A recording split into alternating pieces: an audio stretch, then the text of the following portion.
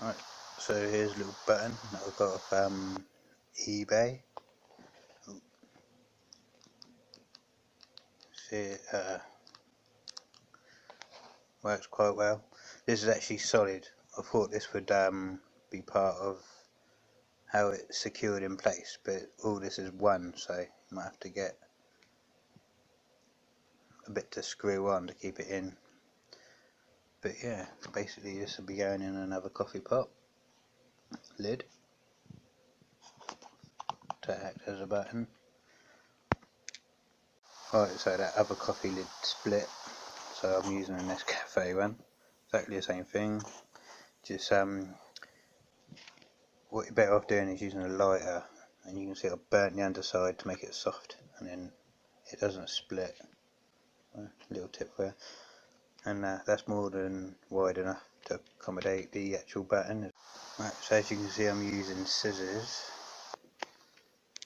to help bore out the hole to the required size, and it actually works quite well because of the angle. As you can see, it goes bigger. So there you go. Right, so you see what I mean. I've tied a knot there, and then whatever you do, you cannot pull the wires out. So yeah, just a little tip. So there you go, there's the end result. Looks really nice actually.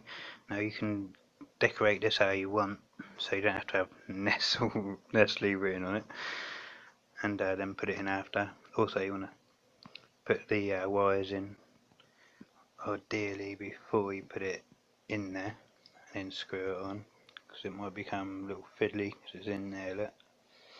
But yeah, that's what it'll look like pretty much. And you can spray this, you can redecorate it, you can do all sorts with the pattern on it. But yeah,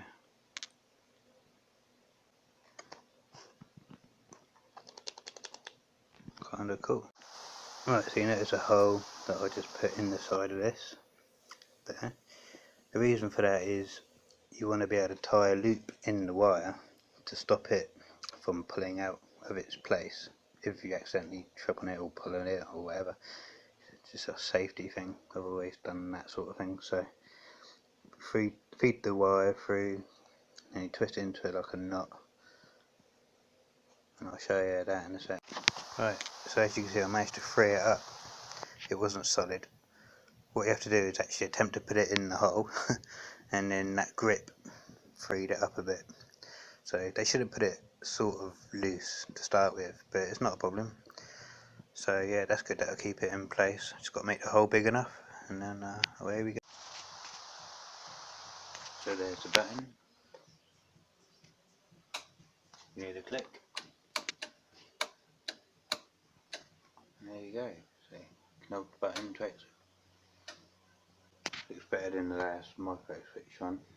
Right, as you can see, I've got a hard drive magnet out of an old dead hard drive, and that is basically to put in the button, and it will hold against the metal.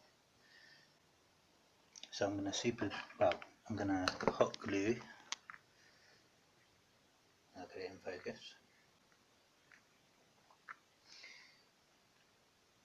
Got a little mini glue gun here.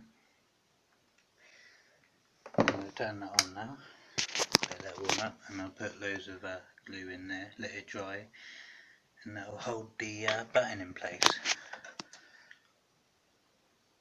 I'm having to use my phone as a camera, but yeah, good little easy hack there. There you go, 3 dollops of hot glue. It's fairly solid. Just wait for it to dry properly for a good 5-10 minutes.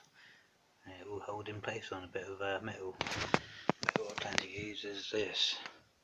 Basically electric box, which is metal. So the magnet will stick to that. Right, so there it is. Pull it off. Basically, see the magnet there and the switch. See the coil to make it so it doesn't pull out. And yeah, sticks against the metal. Really powerful magnet. So that you can place this anywhere you want. I wouldn't place it too close to your letterbox, because otherwise, you know, you could have issues. You don't want to have the wires too close to the letterbox either. You want to get some trunking and put it in behind some plastic, nice trunking security and that. But yeah, I'm really happy with how that sticks really nicely. So I'm keeping this button. Here the door lock. So it does work.